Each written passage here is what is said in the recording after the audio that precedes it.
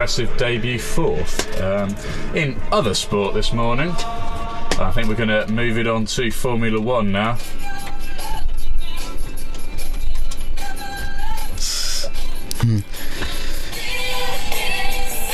Oh, it's the classic song. Indeed.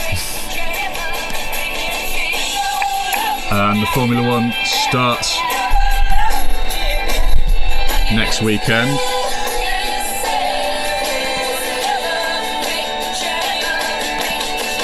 Obviously, we've had a few changes in the teams over the season. Kimi Räikkönen returning to the fold this year after he, shall we say, went a little 2-year sabbatical. Don't know if you saw last night, Sam, he appeared on Top Gear. Yeah, that was quite funny. He didn't say very much typically in press conferences, but and he wasn't saying much. Well, they did crack a few jokes. Yeah, just lets his stories do the talking. Yeah. If I go through the teams, I can actually see the drivers here. But we've got two new drivers at Toro Rosso. We have Jean-Eric Vergne, however you want to say it, Vergne. And also, I'm trying to think of the other driver at Toro Rosso, Jean-Eric Vergne and another guy, who I'll find out in a second. Replacing Sebastian Buemi and Jamie Alguersuari. McLaren still have Button and Alonso. Button and Hamilton, rather. Ferrari still the same, Red Bull still the same. Sam can't really comment because he doesn't really watch it, but sorry about that. yeah, I'm just letting George, if you're wondering. Yeah. Drivers and teams, here we go. At Toro Rosso we have Daniel Ricciardo, that's the one. And Kimi Räikkönen, the ex-world champion from 2007, goes into race for Lotus Renault with Romain Grosjean.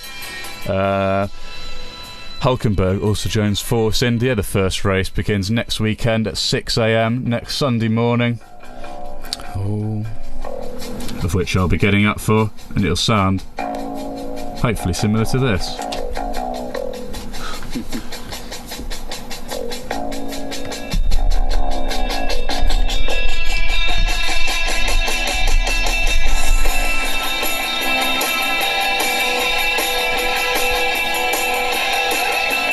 Oh yes, that is the sound of Formula One.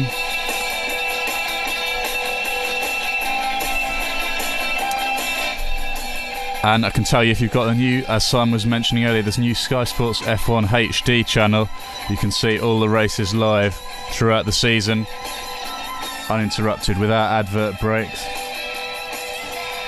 Indeed. That's pretty good, isn't it? Yeah. Yeah, it's fantastic. With another 10 on the BBC as well. European races will be shown at prime time at 5 o'clock in the evening, and for faraway races will be shown extended highlights from lunchtime on Sundays, 1 to 2 o'clock. They did a slight preview of it on Sky Sports News last night. Michael Schumacher's Mercedes was the first car to arrive at his garage from a long flight from Europe. Sent to Australia. It's in Melbourne now, ready for the teams to arrive later this week. Wow. I'll give you a story from Formula One before we end for today. Ferrari said, this is the end of last week though, they said Luca de Montezemolo saying he hopes the predictions about us were wrong because they've been seen to be not so competitive in training. He says, if they're true, I want to know why this happened and how much time it's going to take to put right.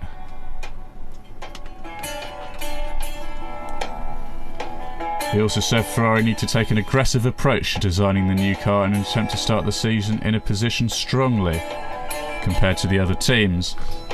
Fernando Alonso said the team will suffer at the start because of their problems, and Pat Fry, new technical director,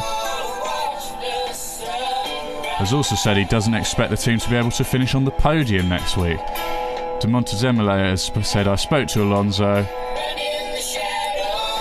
He commented, there are many positive features, but it will take time to unlock their potential.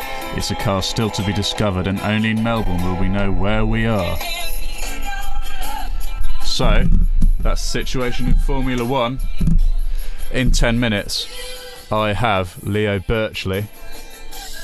Well, I don't. In 20 minutes, we have Leo Birchley coming in to do the film review for this week, the Fanatic Film Review Fiesta. But first, it'll be time for the sports quiz.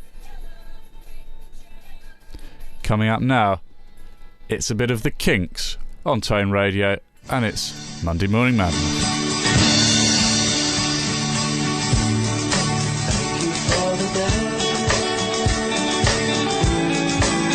Those endless days and sacred days you gave.